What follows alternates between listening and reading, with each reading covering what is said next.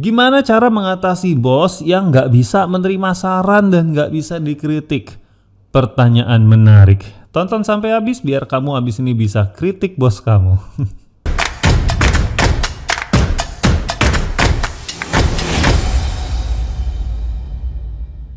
Halo semuanya, kembali lagi di channel Tanya Kak Sam. Ini pertanyaan menarik dari komentar yang ada di YouTube maupun yang masuk dari ke IG-nya kita ya, Instagram kita. Gue langsung jawab aja ya. Jadi untuk mengatasi bos yang nggak bisa menerima saran dan nggak bisa dikritik, ini kita harus lihat duduk masalahnya ini ada di mana. Karena menurut gue setidaknya ada dua nih duduk masalahnya. Satu adalah egonya si bos itu. Jadi dia emang udah pokoknya gue nggak bisa deh yang namanya nerima kritik atau saran dari anak buah gue, orang yang di bawah gue gitu ya. Itu ada egonya tuh. Nah biasanya tanda-tandanya, jadi kamu harus kenali dulu nih penyebabnya apa ya. Biasanya tanda-tandanya itu begini, ini bos kalau dia dikasih kritik sama anak buahnya nggak mau dengerin. Tapi kritik yang sama dia dengerin dari peersnya dia, dari teman selevelnya dia atau dari atasannya dia ya.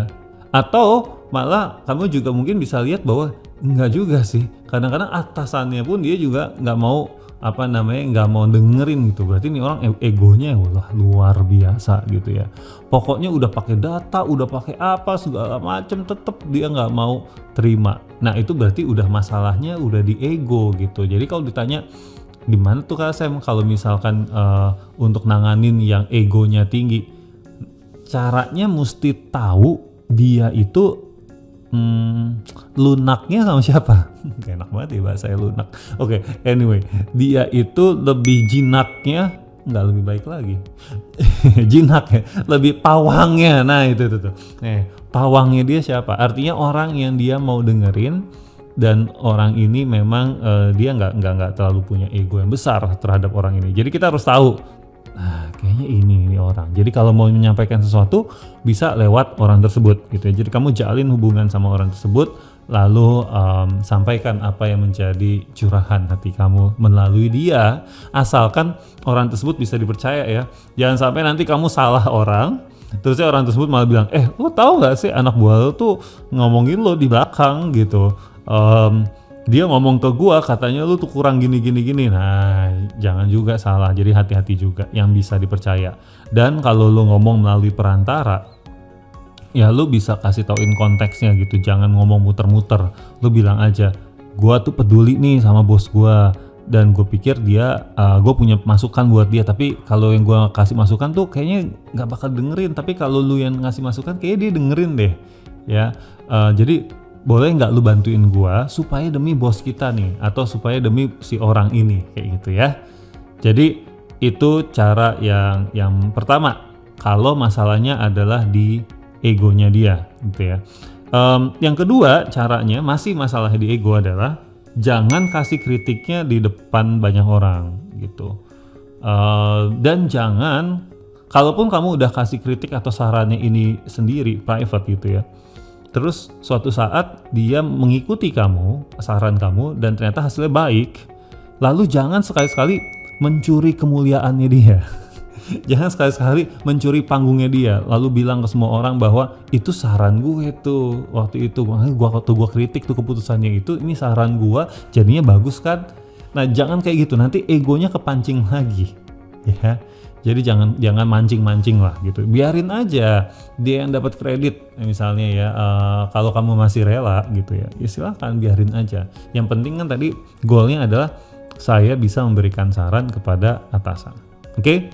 Nah sekarang kondisi kedua, which is menurut saya ini justru lebih banyak terjadi sebetulnya, bukan karena ego, yaitu cara komunikasi yang tidak efektif. Jadi perlu teman-teman ketahui bahwa setiap manusia itu punya namanya preferensi atau kecenderungan atau kenyamanan dalam berkomunikasi dan mendengarkan. Ya, contoh ada orang-orang yang sangat nyaman dan lebih prefer untuk ngomong straight to the point. Saya kurang setuju dengan kamu karena gini-gini. Itu straight to the point, ya. Ada orang juga yang senang dengernya begitu, kan gitu ya. Tapi ada juga orang yang nggak suka kalau kamu tuh ngomong langsung straight to the point seperti itu. Ngomong tuh ada basa-basinya dikit lah, ya misalnya begitu. Ngomong tuh ya mbok ditanya dulu kabarnya gimana.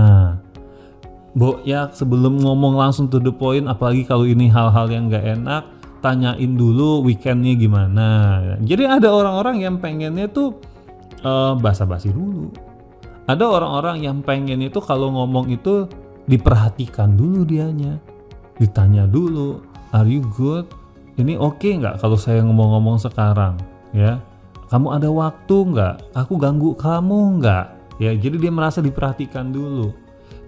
Atau biasanya kita bisa bilang, tapi kalau nanti dari omongan aku yang kamu kurang setuju atau kamu merasa tidak nyaman, kasih tauin ya. Nah, jadi kita awali dengan hal-hal yang seperti itu.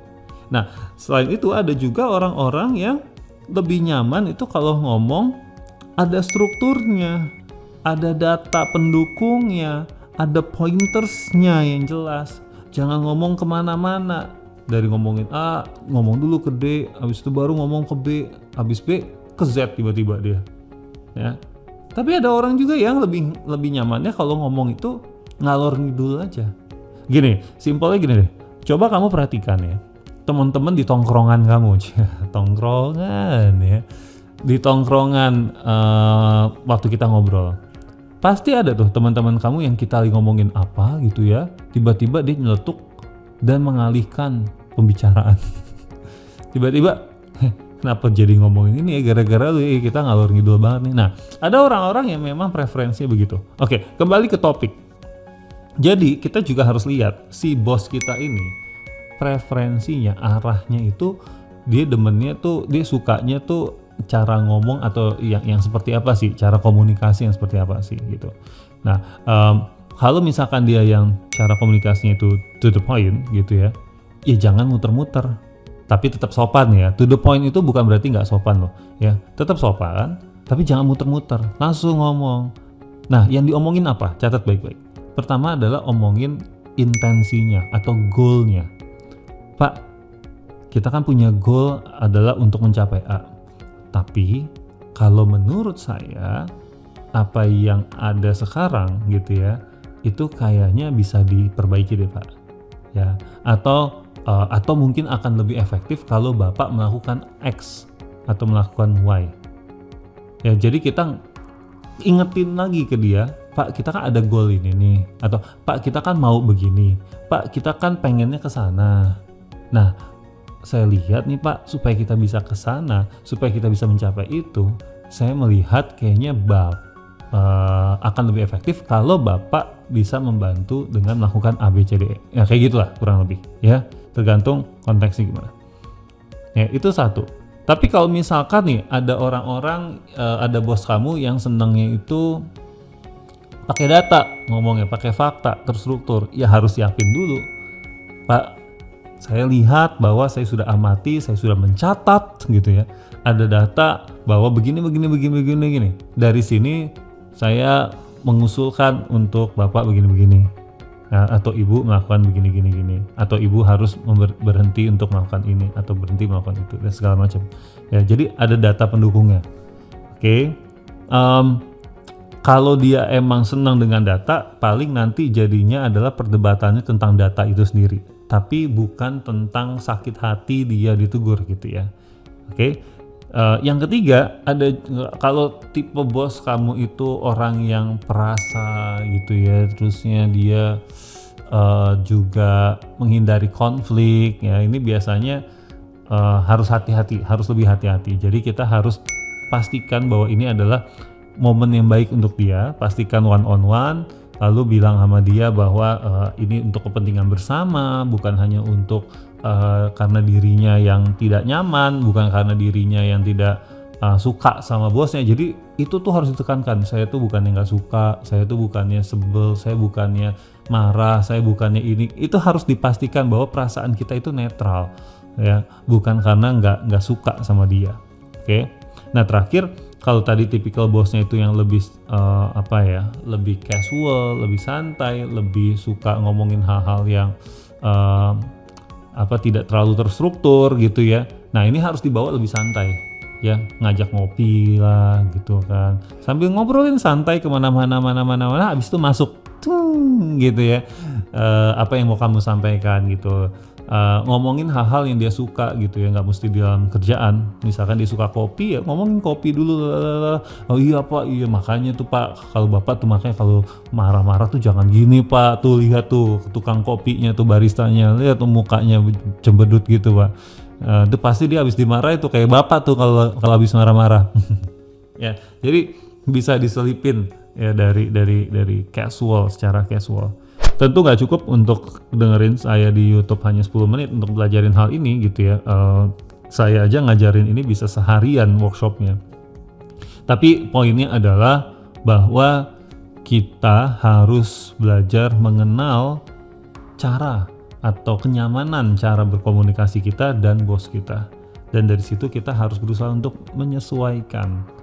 Hopefully kalau bos kamu juga nonton ini, dia juga harusnya berusaha menyesuaikan juga cara komunikasinya kepada anggota tim dan orang-orang lainnya. Nah itu ya, jadi kalau saya simpulkan ada dua nih masalahnya. Satu bisa masalah ego, yang kedua bisa masalah cara berkomunikasi yang kurang tepat.